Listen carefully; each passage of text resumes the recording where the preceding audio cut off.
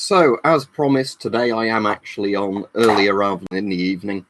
And I've got a helmet without a liner in it, but I did bother putting the UN cover on just because I thought that would be funny. So I've ordered a blue UN peacekeeping cover that's, because it's like a large one designed for British Mark 6 helmet. It'll pretty much fit any helmet because it's just a really large sort of drawstring cover. So here we've got on the French M51 shell, which is a rip-off of a US M1 helmet. But as said, no liner in it, so it actually looks like that. It's more like a lampshade. So there we go. So there's that. I've obviously got the Terrifier t-shirt on, but tomorrow I'll definitely have to put that in the wash because I've had that on yesterday and today. And yeah, with the weather at the moment, you don't want a t-shirt on any more than 2 days. What, Art the Clown? Maybe he's a clown of peace. Well, probably not if you've seen the film, but you'll be resting in pieces, I guess, after he's finished with you. But yeah, I'm all right, thank you. So I'm hoping today's stream, because it's at a different time of day, is going to get people on that, you know, just want to have a chat about surplus and that and not start arguments, because as I've said before, I know it does encourage some people to do it, but the last few evening streams I've done, I've got a bit fed up because there's been lots of people arguing about stuff or talking about stuff, you know, that's illegal, that we say, please don't talk about that because you're going to implicate or, you know, yourself or other people into stuff. And, you know, and then you get the people who just carry on regardless. In France, supposedly, Tempest, you can't legally buy gas masks, but lots of people do it anyway. So I suppose if you want your illicit substances of respirators, as much as I'm not encouraging to break a law, I'm sure you can do it then. But yeah, Art does definitely have a 1911, doesn't he, Mystic Gamer, as his sort of get out of jail card. I do Griffin games. It's under that pile of helmets on the stack somewhere, so I can't get it easily, but it's similar to that Romanian one there. But... Right, this helmet is a French model of 1951, so a French M51 helmet. But it doesn't have the liner in it, and I've put a UN Peacekeeper cover on it for shits and giggles. But if you want to see the actual helmet, there's a video coming up on it. But basically, it's just a complete rip-off of the US M1. It's slightly different. But what I have got coming on order is from France, like the really high-end inner liner the sleeves had to fit. That's all right, Shubble Wubble. It's not that sort of stuff. It's more when people start talking about stuff like, oh, I want to buy this gun in this country, you know, and they can't do it and they won't shut up. So that's what it looks like. As you can see, it's a rip-off of the US M1 helmet, unsurprisingly. But as said, there's no liner in it, so until the liner I've got on order arrives, doesn't really become a very practical helmet, I'm afraid. Cheers, Lexa. This one isn't my shirt, though, in a sense. It's just a Terrifier shirt I bought. But not on YouTube streams, I can't TTAM. You can look at my channel for some of the stuff. Obviously, stuff like this I can show, but YouTube has a weird policy now where you're not allowed to show firearms on streams. So any of the firearms I own, no, I can't show those. But I can obviously show things like cutlasses and all that. But yeah, annoyingly, YouTube policy now says no guns on live stream.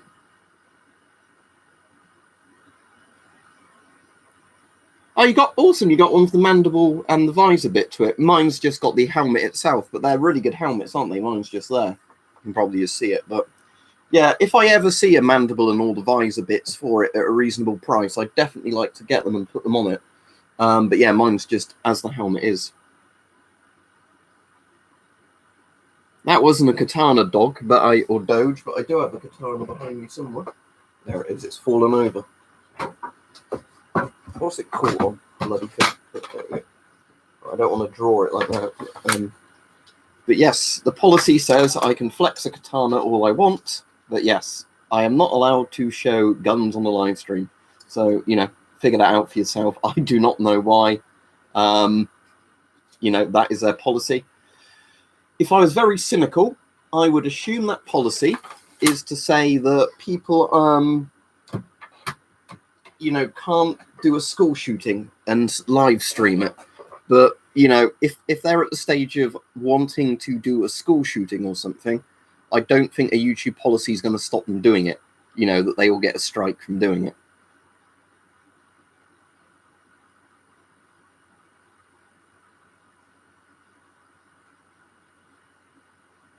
Ah, Surplus 95. We were actually talking about this. This isn't an M1. It's a French rip-off of an M1.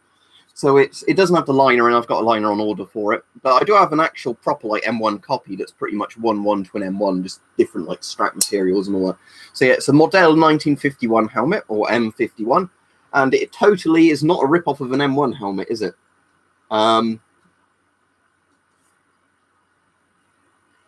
I don't know if crossbows count. I'd hope not, because I've definitely waved those about on the streams before. But there's a pistol crossbow right here. But yeah, it's not a gun, is it? But again, it's like everybody wants to be just quite careful because the rules are so vague. So it's like with Weapon Collector. That's why he puts the things up on his gun board. It's probably nylon, I imagine, Mystic Gamer, because the M1s were replaced by Kevlar helmets. So, but yeah. Hope everybody's all right anyway. All right, so I was just showing it Doska. It was the Model M1951. But because this is just a British, one, they literally say UN Blue, look on the label. Mark 6 UN Blue on there. If it focuses, there we go. Mark 6 UN Blue. So this is basically, if you're a journalist or a UN peacekeeper, they give you these just to put over your helmet, you know, so you're obviously meant to be a non-combatant. But yeah, annoyingly, Britain actually used to do really cool painted blue helmets, but they sort of stopped that because I guess it was just cheaper to make covers. But in theory, the nice thing about Mark 6 covers, as much as most people don't like the Mark 6 helmet, is that the covers basically go over everything. And the reason for that is it's just a really big kind of bowl-shaped helmet. So the covers, let's just test it on this one. In theory, should go on absolutely fine to, say, for example, this Romanian helmet. So let's just try that. So there we are. Again, the straps aren't going to be quite right because, you know, this helmet isn't designed to have a cover like this on it. But yeah, there you go. You can put on pretty much any helmet you want. Obviously, you can tighten it a bit, but then it goes a bit weird. But yeah. But the point is that you know, these I do like British Mark 6 covers because if you just wanted to get one in like the regular camos, they fit on pretty much any helmet because they were just designed for a giant bowl-shaped helmet. Not for the Virtus, but I've got a Mark 6A I fitted with a visor. So I've got a Mark 6 and a Mark 6A, and my Mark 6 came with a visor mounts on it. And then when I later on bought a visor for it, obviously I didn't want to put a visor on the inferior helmet. So I moved the mounts over. I swapped them between each helmets. So I now have a Mark 6A somewhere with the visor on it. And I've just got the regular Mark 6 as just basically a plastic helmet, because that's what it is. I've obviously got riot helmets and stuff as well. But yeah, the Mark 6A with a visor on is actually pretty cool, because you've got kind of a somewhat combination of riot helmet and ballistic helmet. Although, you know, being a Mark 6A, it's still not the best ballistic helmet in the world. I've got night vision. Didn't you know that, Schwubble Wubble? Have you not watched any of my videos on night vision? I'm good, Train Spotter. How are you? I would say, Ethan, for me, the Fashida is more comfortable by a mile, but the FM12 is overall a better mask. Now, if you are able to get the Fashida military version, the Skeedmask 90 or whatever they call it, the F2, I think that would be better than the FM12. But the issue is that most people can only get the A4 or whatever it's called easily on the civilian market. And an A4 isn't really as good as an FM12, I'd say, if that makes sense. Right, Wasted Loner? Yes, I'm on a bit earlier today, and so far today the chat's been a lot better, just because sometimes in the evening it turns into, you know, people just spamming random shit. Right, for people saying, where can I buy this helmet, where can I buy that helmet? I don't know about individual helmets so much, but generally just look on eBay, and most of the time you'll find what you're looking for. Etsy is sometimes all right for surplus. But yeah, eBay, if you're willing to pay whatever, you know, the price of a helmet is, you can pretty much find any helmet on eBay.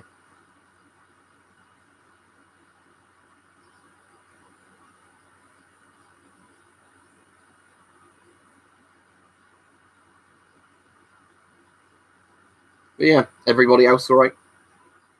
I'm going to have a day today where I think I'm going to have no alcohol whatsoever. If I have any alcohol later in the day, it will literally be like, you know, wine or a beer with dinner sort of thing. But last night was one of those nights, you know, where I was like, I'm not going to drink too much. Guess what happened? Radioactive cow.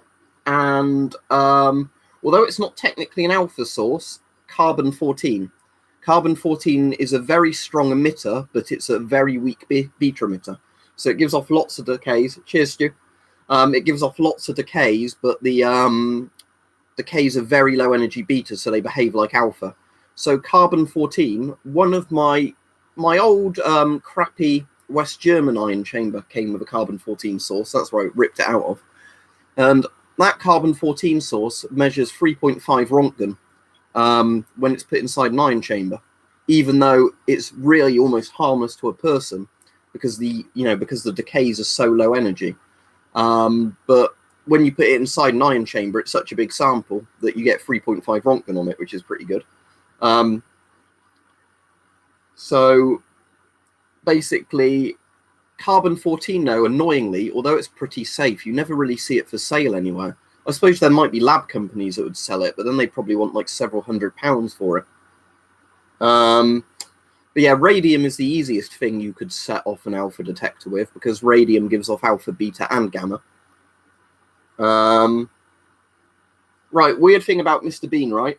The guy who played Art the Clown partly based Art the Clown on Mr. Bean.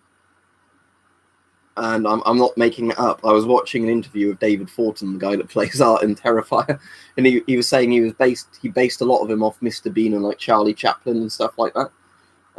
The actor seems like a really nice guy, which is kind of funny, isn't it, when he's playing such a horrible character? But, you know, obviously there's a separation between, you know, art and reality, you know, fiction and reality. And it's a shame that some people can't get that when they're like, oh, Terrifier is such a misogynistic movie. It's like, no, I don't think the director actually wants to go out and do the stuff the clown does in the movie.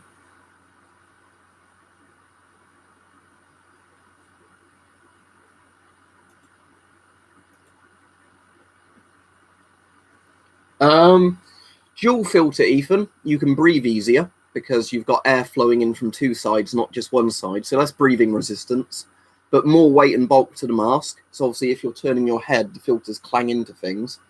I'm looking forward to it, Stu. Obviously the trailer doesn't show you much, does it? I'll show you in a minute, Ian explains. But yeah, the trailer doesn't show you much, does it, Stu? But from what I've seen on other things they've said about what they're going to do with Terrifier 2, it should be quite good, because apparently they're going to do a scene in it which is meant to like top, you know, like Brain Dead and all the films like that, with just like a really, really gory like mass killing scene. You know, just because Terrifier and All Hallows Eve is kind of known for being, you know, like a video nasty, like, are they really going to do this kind of thing in a horror film? So I'm hoping that Terrifier 2 does have the scene they were talking about in an interview. Well, they've not let on too much about what it is, but, you know, they got it crowdfunded so they could get enough fake blood and everything to do it. So it sounds like there's going to be just like a scene where Art somehow like probably mutilates 20 people in one go. Yeah, so going back, Ian explains, so your thing about the cover isn't for the helmet I was wearing it on. This cover is just a British Mark 6 UN Blue cover, and they literally call it UN Blue on the label, if that focuses. Come on. Is it going to focus? It does actually say UN Blue on there if it focuses. I did get to focus earlier. I think the webcam's focusing on Art's face. There we go, UN Blue. So it's a Mark 6 helmet cover, so a British Mark 6. I don't have a Mark 6 in this room handy, otherwise I'd just put on the Mark 6 for you. But Mark 6s, because they're big bowl-shaped helmets, if you get a large Mark 6 cover, it will pretty much go on any helmet you want it to. But the helmet I was showing earlier was this one, the French, totally not an M1 ripoff, the Model 1951 helmet. I've got a liner on order for it. When the liner comes, I can set it up as a proper helmet. All right, Richard, if I didn't say hello. But yeah, this is France's totally not an M1 ripoff. It's literally an M1, but a bit more egg-shaped at the top. But yeah. All right, Mike. Yeah, I did see there was a bit, wasn't there, in the trailer where he's like smashing her head into a mirror, isn't there? So yeah, it'd be good if there's like a fight scene rather than it just being like, you know, people being killed by him effortlessly. But yeah, so it might be, Ethan. It'd be hard to say without wearing it because, you know, I might wear it and then say the drinking tube keeps poking me in the face and I find it really annoying.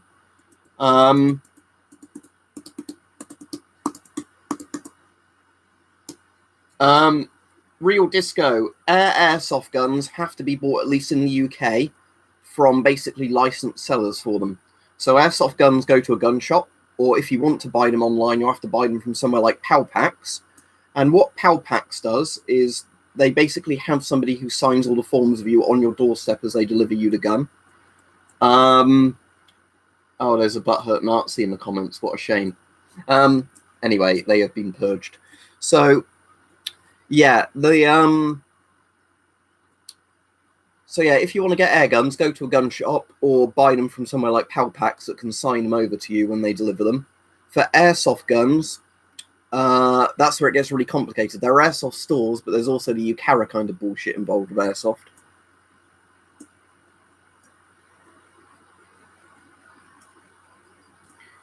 The thing is, though, the Mark II is an alright helmet. You know, as much as it didn't cover much of your head, it was a good steel quality to the Mark II.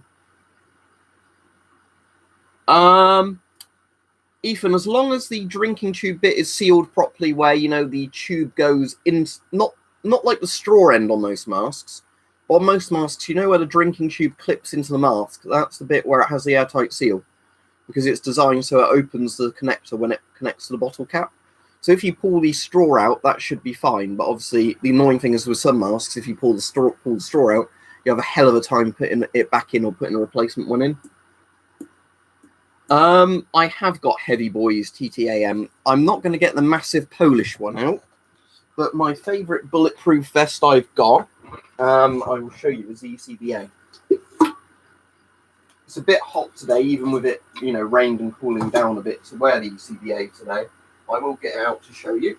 So, this is an ECBA. This is my favourite British body armour kit, because it's Kevlar vest with a front and back trauma plate. So these are actually pretty practical because they're not stupidly big.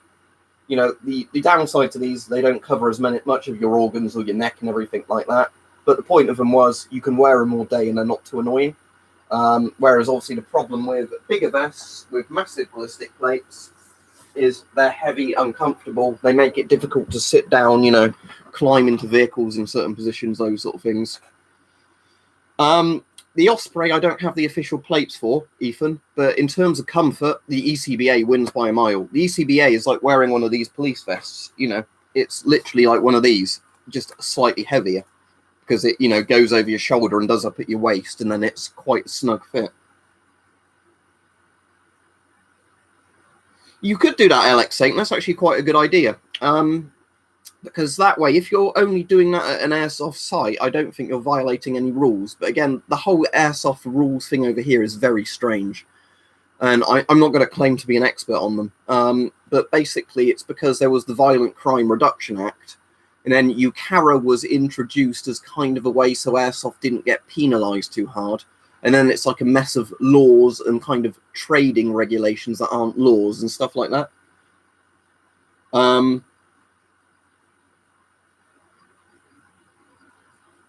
I've got one Japanese gas mask from World War II Real Disco, but sadly it's one of those masks that's, you can find my video on it.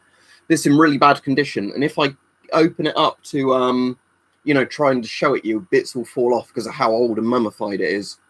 But yeah, so I have got a Japanese World War II gas mask. I think that's the only bit of Japanese militaria I have. But yeah, I think it's called something like the Type 95 or Type 99 gas mask, something like that. I have an American M40 respirator RTH, if that's what you're on about. But I don't have an LBM. But yeah, like you're saying about that, same as my Virtus helmet there, there's lots of stuff like that, isn't it, where it's not technically meant to be sold to civilians, but, you know, people involved in either the manufacturing plants or distribution or soldiers or whatever, lose them and make a bit of money on the side. It's a pretty common thing, you know. It's one of those laws that nobody seems bothered enforcing, and if it was enforced, it would be basically taking down eBay listings of them rather than, you know, somebody coming into your house because, oi, you're not meant to have that helmet. Sadly not, Jose.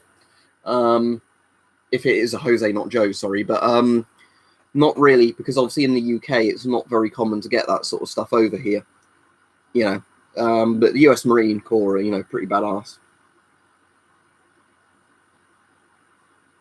But yeah, I definitely need to tidy that stuff up again behind me, because I'm sure, like a lot of you have heard, the issue I have is I can get that quite neat and tidy. Then obviously I'll get some more stuff, or people will say, can we see this? Can we see that? And then it gets messier and messier because stuff doesn't get put back where it was, you know, tidily. For Doska here, it's just stuff to do with like current issue stuff. And I think it's more just designed so I couldn't buy one. And I'm sure it would happen anyway, you know, like send it to Iran, send it to China, somewhere like that, so they can, you know, backwards engineer them. Visa, I have definitely decided when I eventually get a bunker, it's going to be very minimalist in there. So it will always look tidy.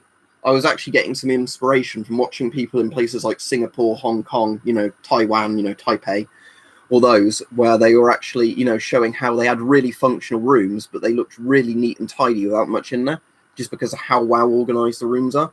And I thought, you know, if there are people who literally, because of how populated the cities are, have to live in these tiny apartments, I'd actually have more floor space for a bunker, so I could probably do a really good job if I wanted to, you know, getting it sorted first time to be really neat and tidy. Well, Visa, the nice thing is a lot of this stuff could just be left here because my parents aren't going to move out, you know, so if I moved out, they'd be happy to let me use at least one room here to store lots of stuff. But yeah, ideally with a bunker, it would be one of the ones where you can get a load of land with it, and you can get planning permission fairly easily to build, you know, kind of like a big garage kind of thing that's secured properly on the site, and then you could just use that for a lot of storage. I think they're technically peacekeepers, aren't they? Not peacemakers, NJet, but or Nyet. But in theory, it's a good thing. But there's been a lot of conflicts where UN peacekeepers have either been completely ineffectual at like stopping genocides and killings, or you know, also haven't what's the word? You know, like, all there's been UN peacekeepers that have like stained the organization by, you know, committing war crimes themselves. But I think the idea in itself is quite good. It's just that, sadly, you know, it's not been very well organized a lot of the time. Right, I'm just going to take 2 paracetamol because I have got a little bit of a headache. And just to prove it, this is paracetamol I'm taking, not the hardcore drugs.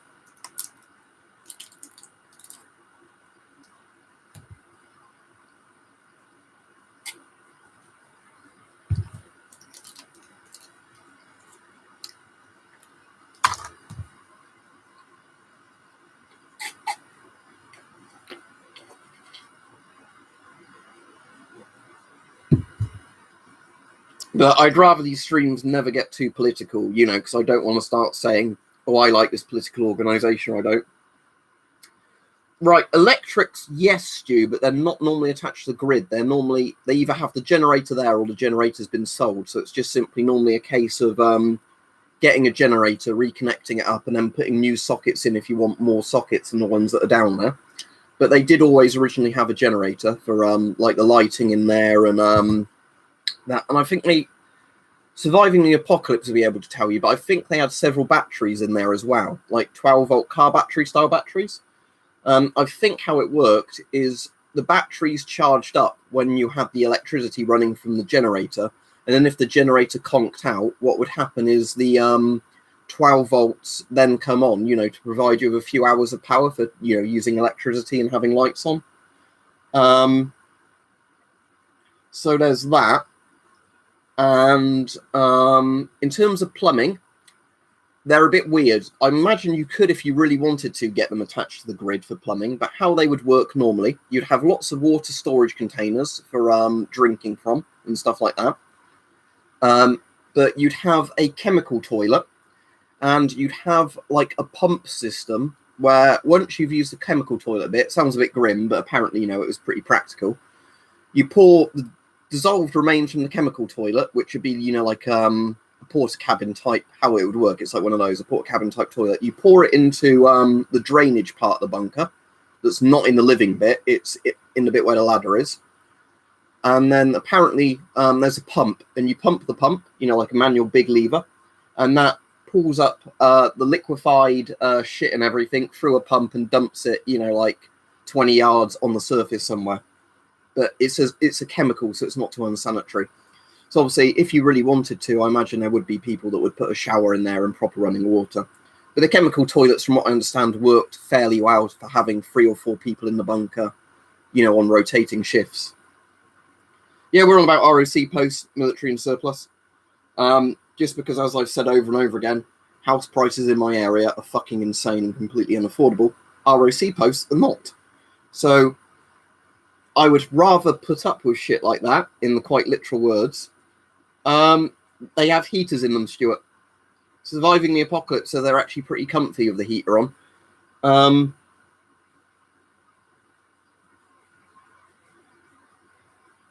I don't think it has any grinding stuff in it, Sparrow. I think what Surviving the Apocalypse said, and you'd have to ask him because he actually owns one of these bunkers, I think he said it is just literally like a dissolving chemical toilet. But yeah, if you consider, though, that in the UK where I live, a 1-bedroom, 1-toilet, apartment that's like the lowest possible quality would be £80,000 to £100,000 to buy. And that's assuming it's not one that costs a lot to rent month on month.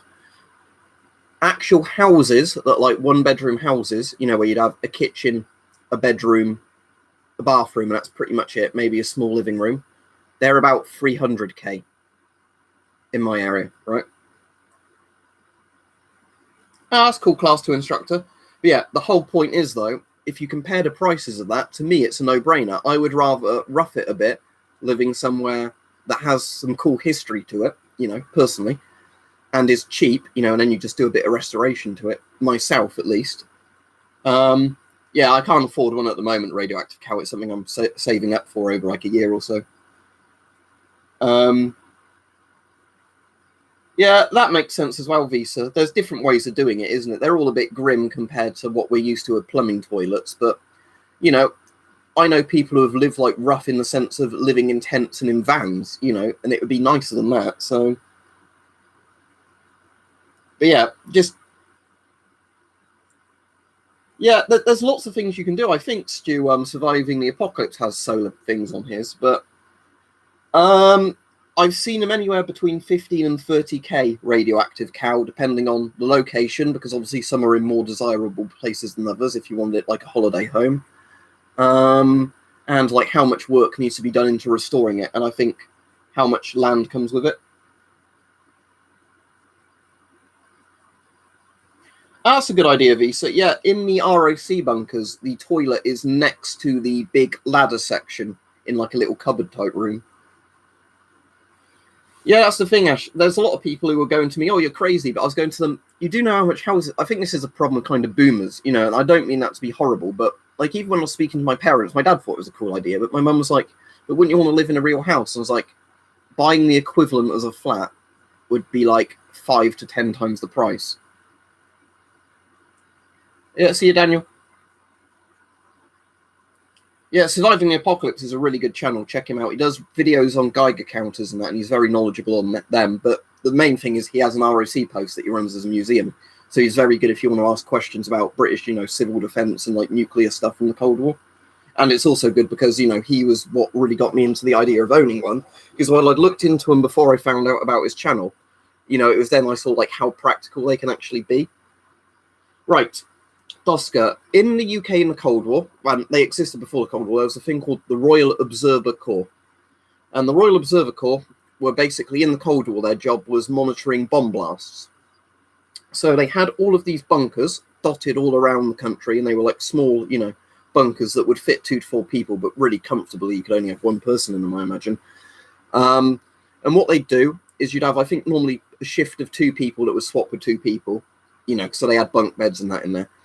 and they had all the like the radiation monitoring equipment and the bomb monitoring equipment. So what would happen if a nuclear war happened? In theory, they would be reporting to like, you know, central kind of command things, like how much fallout was coming, how big the bomb blasts had been in kilotons, megatons, and all stuff like that.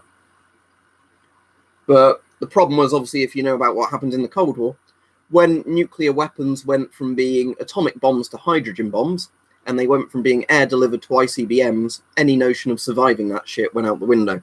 So, you know, they became obsolete pretty quickly, because it would basically be, what's the point of reporting anything when you come to the surface, everybody's dead, and then you'll be dead.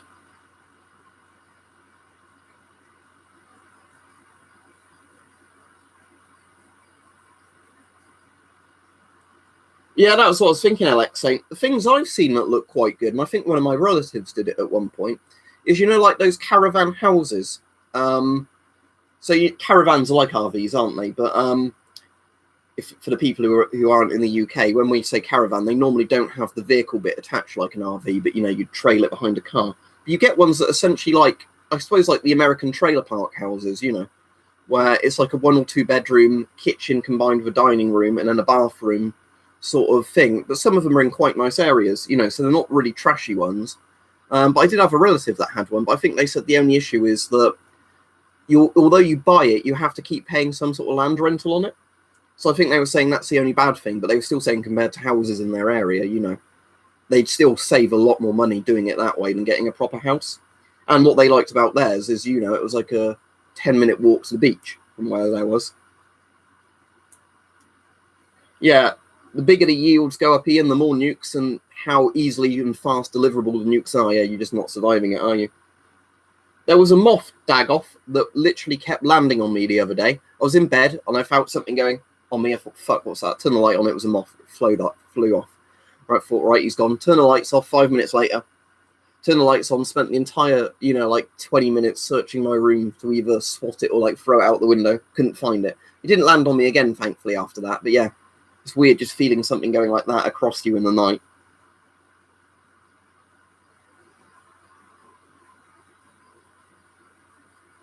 Yeah, that's the problem, isn't it, Stu? That's why the bunkers, to me, are a bit, you know, I think better regarding that, because, you know, you've got more of a permanent structure, haven't you?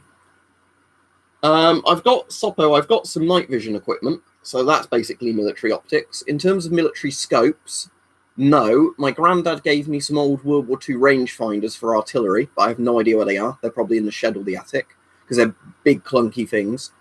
And I've got a few old binoculars where I don't know if they're military or like very good civilian ones that are on the shelf somewhere. Yes, it is, Alex, saying, because we were laughing at the fact I'm not allowed to show you guns on a live stream, but, you know, I can wave a katana around, so, you know, there you go. The laws on that well, not laws, but YouTube's policy on that makes no sense to me, but, you know, it was just a point I was making, because somebody in the stream said record weapons and stuff. Do you actually have any weapons? And I was like, yeah, I've got these I can show you, and I have got 2 firearms now, but I definitely can't show those on the YouTube stream. I can show them on regular videos. So if anybody's interested, watch the video of me cycling them Schmitt's Rubin rifle if you want to see like the best gun I've technically got. But, you know, just to set the record straight, I don't own any ammo for it because I've not got it registered as a firearm because of how our laws work. I'd actually quite like to get some Soviet binoculars. I imagine East German binoculars, saying that, would actually have quite good optics in them. I'm going to look on eBay now and see if there are East German binoculars. Oh, I'm streaming via Chrome. Is it lagging for anyone? Because I know sometimes if I stream via Chrome, it starts lagging, but it seems all right now, so it might have been fixed in an update. Oh, look. I'm not paying 300 quid and then paying £30 postage on them. Let's see how much Soviet binoculars are. I know they wouldn't be as good, but I kind of want them.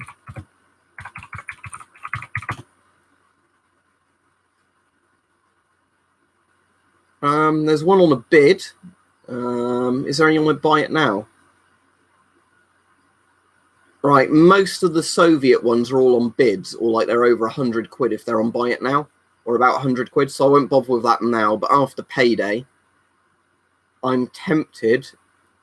Oh wait, there's one I can buy from Russia, so it'd take longer to come, but that's way cheaper.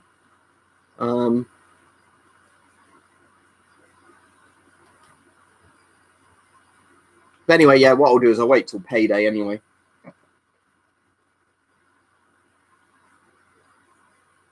Yeah, that's what I was looking at, Visa. It was a Zeiss when I was looking at, you know, like Zeiss camera lenses are really good, aren't they? But yeah, that was like £300.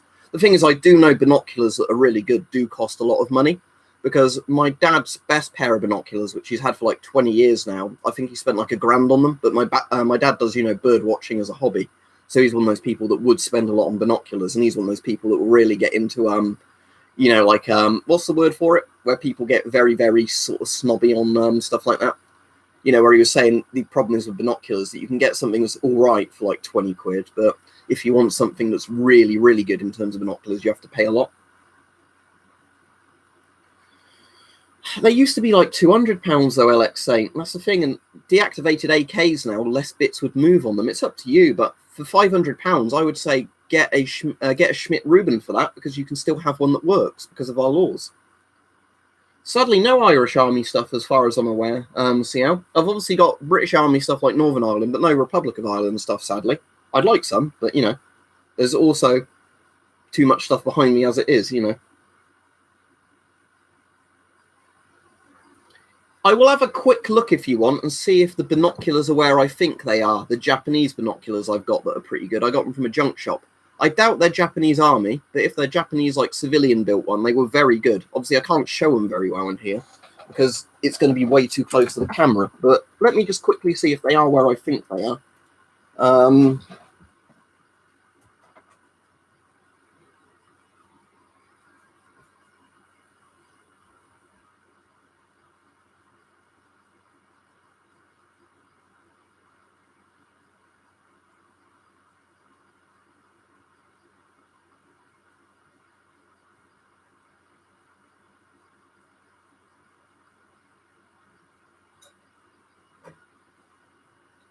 Right, here we go. So I got these from a junk shop. Now, it's going to be obviously too zoomed in to show you them properly in here, but the optics in these are surprisingly good for, you know, cheapo binoculars. What I paid for them anyway, which I think was like a £5 because they were in the junk shop. Let me just focus these to my eye, and then, because I have completely dismantled all the optics out of these and then put the optics back in because I was like curious of like how good they were and, you know, gave it all a clean up. So let me just focus them for my eyes, which will then mean they're not focused for the webcam. But is that clear on that way?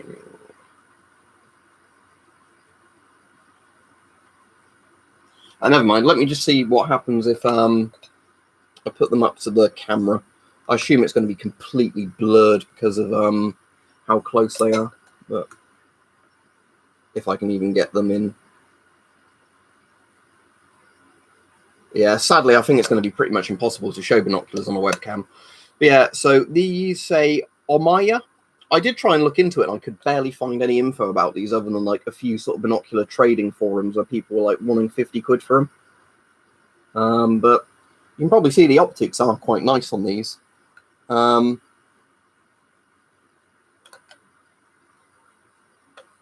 Yeah, that's the thing, Visa, especially here in the UK. The only reason people can't do that very easily is because modern replicas fall under all the bloody VCR crap. But yeah, I definitely agree with you. If I had the option of a £200 replica that was mostly all right to the real thing, or paying loads for a Diac when nothing moved on it and everything was welded shut, I would just get a replica. I'm saying that's the reason now I like antique firearms, because you can buy fully working firearms. You don't have to register with the law, you know, and if anything did get really bad and you're able to get the ammunition for them, they're a working firearm, you know. Or later on, if you wanted to shoot it legally, you could register it, buy the ammo, you know, with all the licensing stuff attached. And again, you've got a working firearm.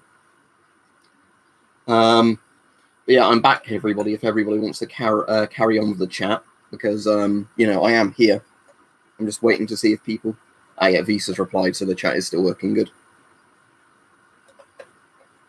Yeah, so these are surprisingly good, these. Like, what I mean is just, you know, for the price I paid for them.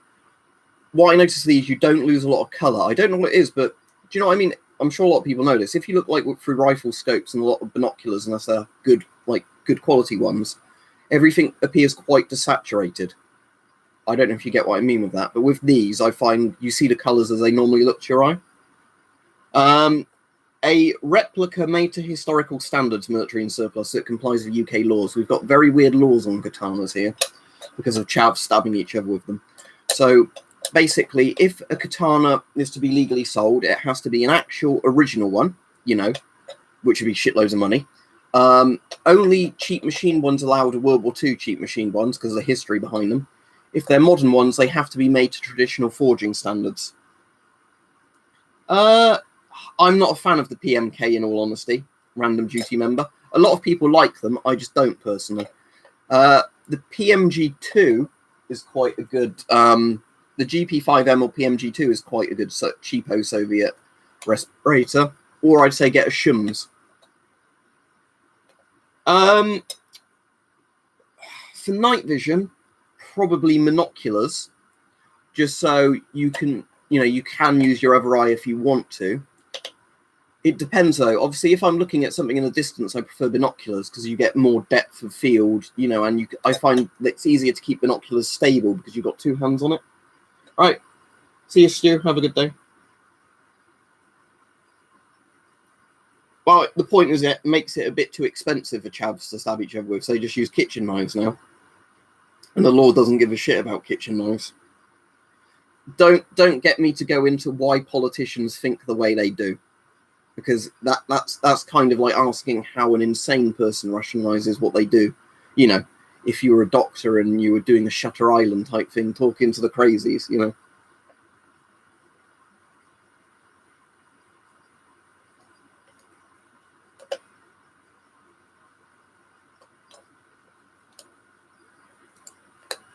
This bit's a bit wobbly, but I suppose I can just tighten the screw, can't I, to get that one retaken.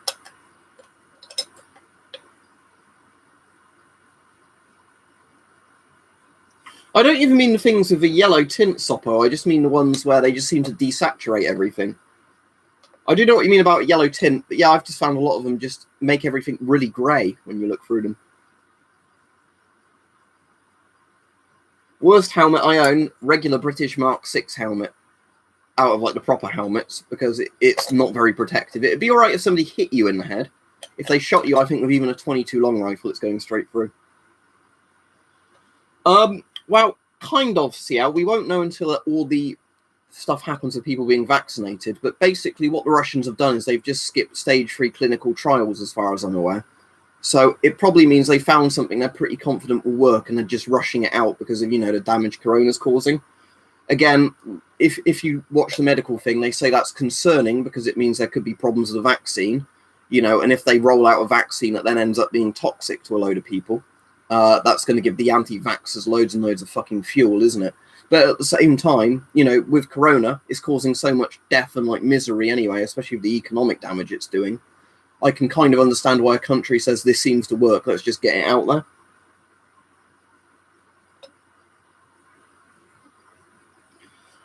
The issue was military in surplus and Mark 6, apparently. I think when the soldiers went prone, I think the issue was you couldn't use the SA-80 scope with it, with the helmet, with certain gear on your back or vests on your back, without them knocking into each other.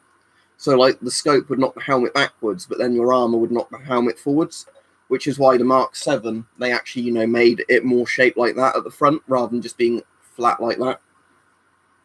Obviously, I was never in the British Army, so I can't verify that, but that's what I've heard anyway. Well, you could buy a Zippo and then take the lighter out, RC guy, but I've never seen Zippo cases for sale separately.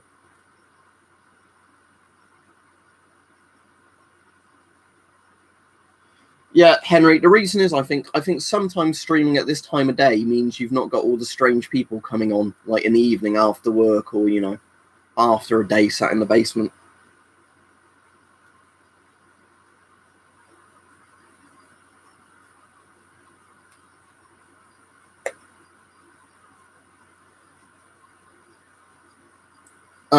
From a registered dealer, LX Saint, so D&B Militaria. But again, there's a thing called Google. Just look up,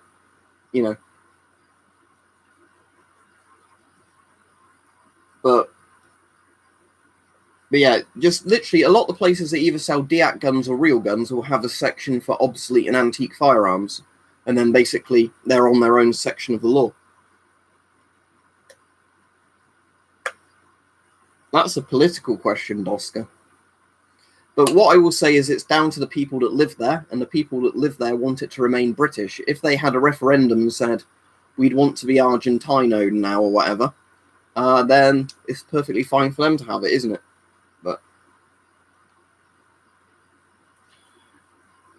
well, I just do wonder, you know, as much as I don't want to be basement shaming people or whatever, I do generally think a lot of the people that literally come on videos to try and harass people and stop people having a good time chatting with each other probably are pretty miserable to be doing that. Because I don't think people who are in a good mood go, you know what I'm going to do today? I'm going to try and piss people off online, you know. All right, see you, Alexei. But at some point when I remember, I will get round, maybe I'll do it in the week next week, I will get round to going through Teespring and doing loads of face mask designs with the artwork I've already got. Oh, exactly, military and surplus, but a lot of people sadly don't get that, do they? There'll be the people that completely moan people are nasty to them, but then all they do is harass other people. Because I've known people like that, you know, and you think the reason people don't like you is because you're so horrible to other people, you know, that's the thing. If you were nice, people might get on with you, but, you know.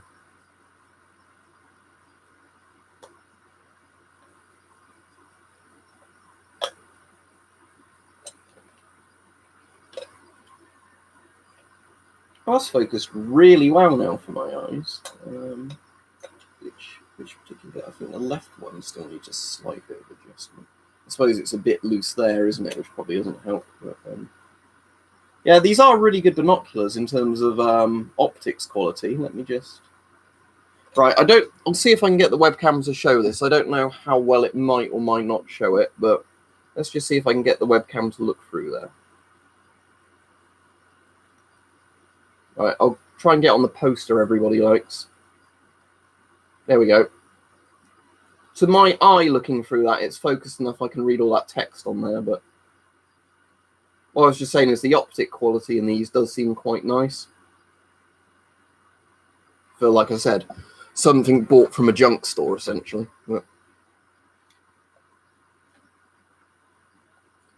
where are you looking? Are you looking at that yellow thing? That's a CDV 750 decimeter charger.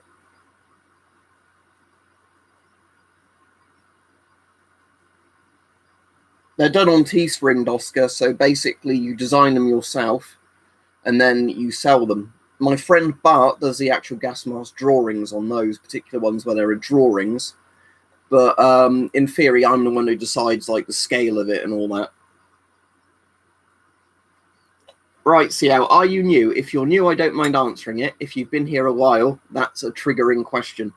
But my favourite gas mask is the Avon CT12. It's definitely not the best mask in the world. I just like it, you know. But it's one of those questions that sometimes people ask me like 10 times a stream to try and become annoying.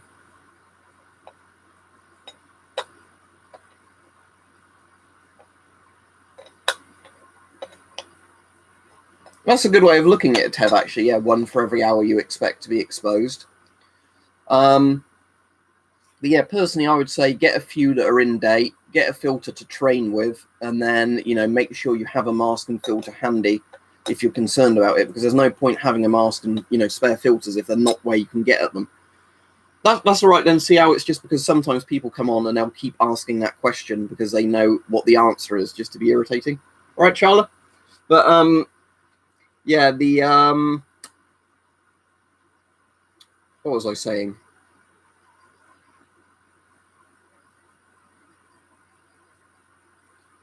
Israeli ones can be issued with 40mm hoses, but most masks now just have filters attached directly to the mask because it's just lightweight and more compact.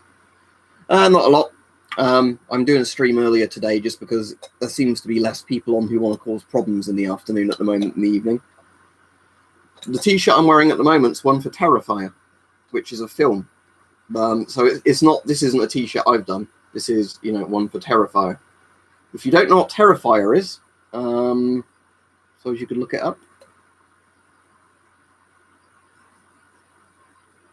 It's kind of funny, isn't it? Because when you're breathing, it kind of looks like he's moving ever so slightly. It's the clown who thinks what he's doing is funny, but it's not funny.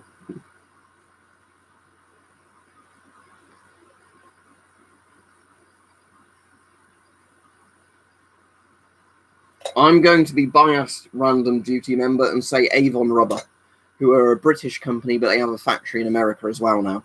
And America's made masks, not America, sorry. Avon has made masks such as the S10, the FM12, the CT12, the M50, the C50, the FM53, as well as lots of old like World War II masks and stuff like that.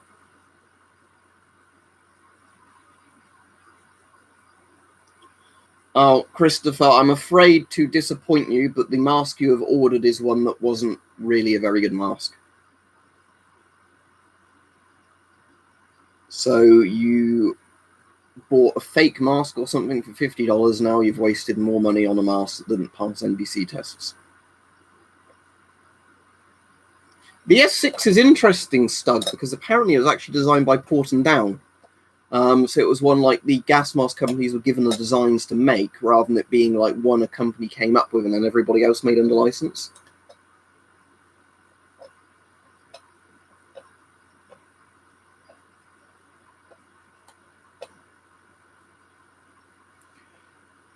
It depends on the particular tube or hose, because apparently some of them are GOST, some of them are NATO. Obviously, if you get a Chinese hose that has a GOST male end at one end and a NATO end at the other end, then you're going to have not many issues fitting pretty much any filter to it and fitting it to any mask. Also, there's a weird thing with China where they apparently went from GOST to NATO but didn't have a standardized NATO thread, where some GOST and NATO filters seem to fit in it, the hype was saying. But again, it seems to be a bit of a crapshoot if you're ordering them, which one you get, because some people say, I've got one that's literally GOST at both ends, or I've got one that's like NATO at both ends.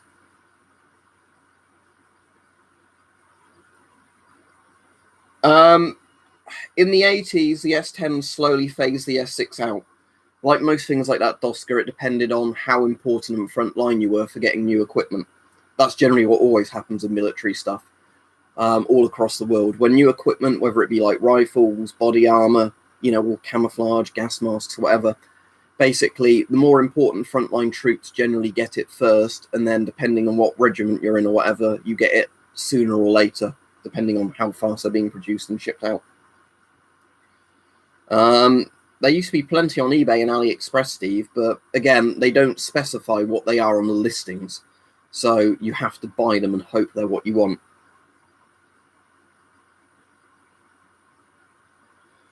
That's all right, see, unfortunately, I don't get time to answer all the comments on regular videos anymore, just because a lot of the time there's people just, again, asking dumb questions, so I start answering some of them and get put off a bit, but, was that the one they stopped using military and surplus? Because if somebody fell overboard, they're more likely to drown because you couldn't see them. It's generally not a good idea to give sailors blue uniforms. But that's why a lot of navies now give guys like bright orange or yellow clothes, isn't it? So the idea is if they fall overboard, it's much easier for them to be spotted. Yeah, it was raining very heavily here, Philip, and the temperature's gone right down. I've still got the aircon on because it's still hotter than it should be in August, but the temperature went from being like 30 degrees in most rooms in the house to like 25. It was lovely. Any 40mm GOST filter works stat.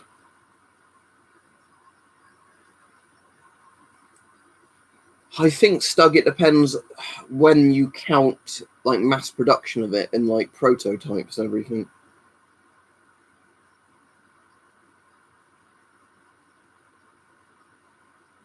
That's all right, Philip. I'm glad you find the streams and that useful.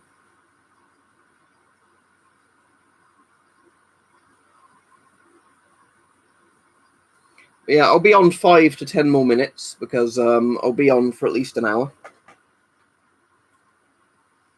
Well, you'd hope they'd be on the same side, wouldn't you, Steel Batoid? But I'd assume the SAS. Isn't it meant to be like Delta Force is the very best special forces now, apparently, and the SAS and like the SBS are very close second.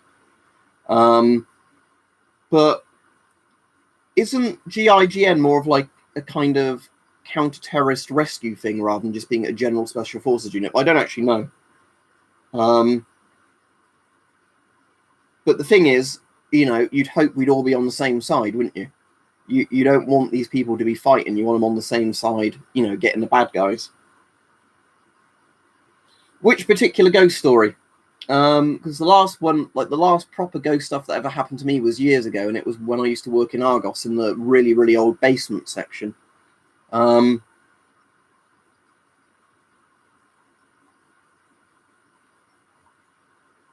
Whiskey said my bad. Oh, 40mm NATO hose. The only ones I know of are the Israeli ones that are 40mm NATO.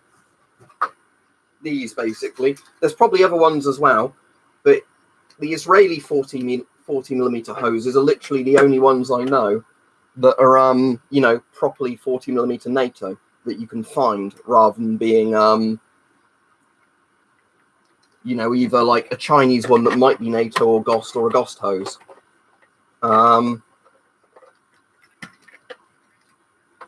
Right, yeah, try it, Ian, and try and use words that YouTube doesn't randomly censor, but I know you'll have no idea what those words are, because I don't know either. One of the weird ones we found that kept getting hidden on YouTube, unless it was a mod that was saying it, was, I think, safety, or safe, a word like that. But it was literally a word that literally has no offensive context or anything like that, but YouTube just literally kept hiding the word.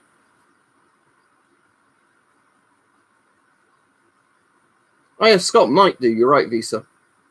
But yeah, I think they had the like side-facing 40mm port military and stuff, but you just never see them for sale. Or if you do, people want like £100 for one, which is not worth it for a hose, you know. Duke Nougat would be a very good person to ask about the M45. I assume you mean the US M45, don't you? The one with like the weird kind of shaped lenses. I do not have an M45. I know a lot of Americans who have them think they're great masks, but I don't think they're all that common. I've got a Baofeng and I barely ever use it, Caleb, but that's just because I'm not all that into radios. I think people who are into amateur radio stuff do like Baofeng radios, but I think everybody's doing weird, questionable things at the moment, aren't they, Random Duty member? Is there anything in particular you can bring up that will let you put in the chat without it being censored? But, you know, there's lots of governments at the moment doing horrible things in media companies. Oh, I heard something funny this morning. Apparently Fortnite has been banned from, like, Google and Apple, hasn't it? Because they changed how the transactions worked in the game, so they wouldn't have to pay the stuff to Google and Apple, and that means, as a result, Google and Apple have kicked Fortnite off their, like, app stores, which I thought was quite funny, you know. I have, like, no interest in Fortnite whatsoever. The thing I find just really sad is when you see little kids doing Fortnite dances while their parents scream at them because the kids aren't listening to their parents. Yeah, is it in its original tin, Stug? Because sometimes you can still get M9A1 sealed in their tins, which is really cool. Oh, does it depend on the history they cover? Because I know censorship of history, sadly, is something lots of people seem to think is a good idea now. You know, the thing is, of history, you're meant to learn lessons from history. You know, like, let's never do Nazism again because it was fucking horrible. You know, stuff like that. Let's never do communism again because it was fucking horrible. You know, let's not enslave people because it's fucking horrible, rather than just pretending that history didn't exist.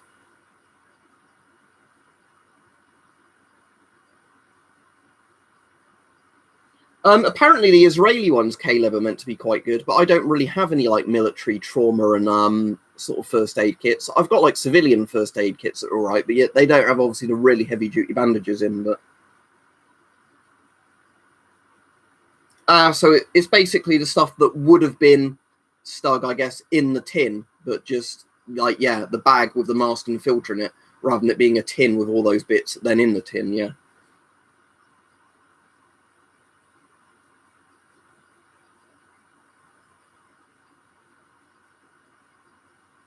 Yeah, the thing is, Philip, as well, is like the point I was making as well, is all that stuff of people saying, oh, they're really proud of what their country did in the past, or they're like really ashamed of what their country did in the past. It's like, well, you can't have it either way. You can either, you know, say, you can either have feelings for what your country did before you're born, or you don't. But the thing I don't get is the people who only want to look at the good things their country did, or only want to look at the bad things, you know, go, oh, look how bad my country is because of imperialism and, you know, slavery.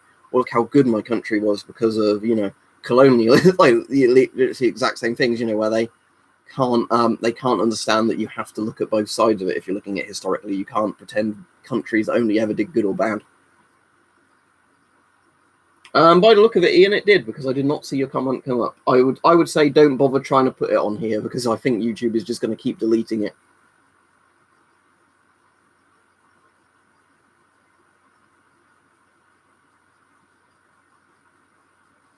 I have no interest in TikTok, full stop, but basically the problem, I think, that the TikTok thing, isn't it, because it was stealing people's data, and then they claimed it was a bug. But at the moment, and I have nothing against Chinese people, and I need to make this really obvious, I have nothing against Chinese people, but I'm very, very skeptical and, worried about the CCP, the Chinese Communist Party, especially if you look at what they're doing to Uyghur Muslims in East Turkestan, or what, I can't remember what the Chinese call that region. But basically, I can understand at the moment why lots of people are becoming very sort of Chinophobic or whatever. And again, it's not the fault of the Chinese people, it's the fault of the Chinese government, and then kind of the tit-for-tat shit done between our politicians and their politicians. But, it's... For me personally, it's like, if you look at some of the stuff the Chinese Communist Party is doing, I don't say this lightly, because I know everybody compares everybody to Nazis. It does remind me a lot of Nazi Germany during the 30s. I've got you, Shanker. They're all right, Eric. They'll keep your head warm. But, yeah, it's just, if you look at some of the expansionism the CCP is doing, and the concentration camps, re-education camps, that does very much remind me of, the National Socialist German Workers' Party. So, again, nothing against the Chinese people, but the CCP, and our own governments is just getting worse and worse with all this stuff. Well, that's the thing, Random Hungarian. I don't own much Nazi German stuff for that very reason as well, because a lot of people don't understand that you can find it interesting historically, even if you think the people behind it were awful, awful human beings. But also, one of the main reasons I don't own a lot of German World War II surplus is just simply it's way too expensive because of all the people who fetishize Nazi shit. So, fuck paying like hundreds of pounds for an M40 helmet when every other World War II helmet is like 30 to 50 pounds.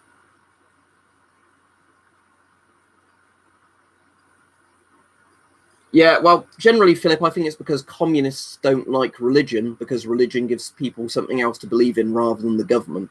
Because generally, you'll notice with a lot of authoritarian regimes, they kind of make a cult of personality around the party and the leader, to the point, they try and make the leader seem like God. Look at Nazi Germany or Stalin's Soviet Union. Stalin and Hitler were pretty much designed to be gods through their propaganda. So I'd rather not make the stream too bleak, and we're finishing anyway talking about, concentration camps and things like that. But, I've got a Bulgarian M36, Stug. But sadly mine didn't, the liner in mine was really deteriorated. So my one is one where at some point I'm going to do a liner restoration for it, but I've not completely decided yet, and, because I've been doing other stuff, what liner sort of material I'm going to be buying to do in it with. Lots of communists were anti-Semitic, random duty member, but for some reason they get a pass when the Nazis don't. And again, anybody that is racist for any reason, it's bad. It doesn't matter if they're left or right. If they're racist, they're racist,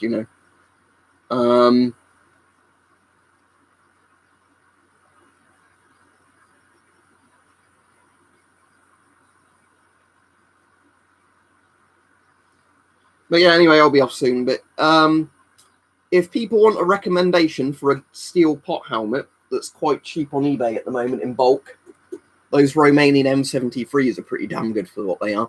Again, I'd say to you, get a Kevlar helmet, or a thermoplastic helmet. But if you want a non-steel pot, those old Romanian ones and like the French ones sometimes appeal the liners for like 50 quid, but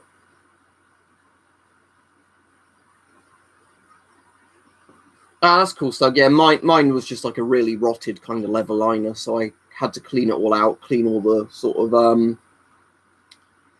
rust out of it. So I managed to get all the rust out and all the metal restored as well as possible. You never want to wear it for ballistic protection because of how old and rusted some of it was, but I've got it pretty clean now. It's just a case of finding a liner that would go into it quite well.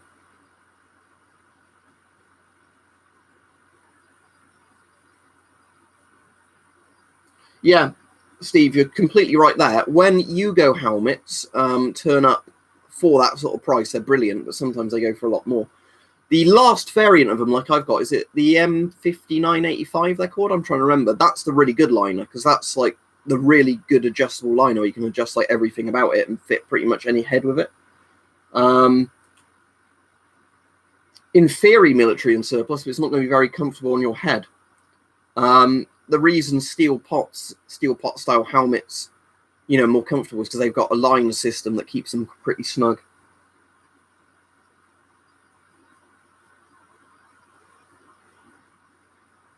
I mean, sadly, that's the thing lots of authoritarian governments do, though, isn't it? It's they try and use their people as a shield, so they say you're whatever phobic if you question what we're doing. You know, it's also the problem people have where if they don't like some of Israel's policy, they'd be called anti-Semitic, you know, but you also get the people who will try and use that as an excuse and then will be blatantly anti-Semitic and then say, oh, no, I just don't like the Israeli foreign policy or whatever. Yeah, it doesn't surprise me, Sug, that it would have performed well. I know it's originally basically a Dutch helmet, but yeah, if it's a good quality steel and it's got a good shape to it, lots of steel helmets do perform well. It's just, you know, Kevlar and everything else has completely made them like an obsolete style helmet. But anyway, I'll be off now.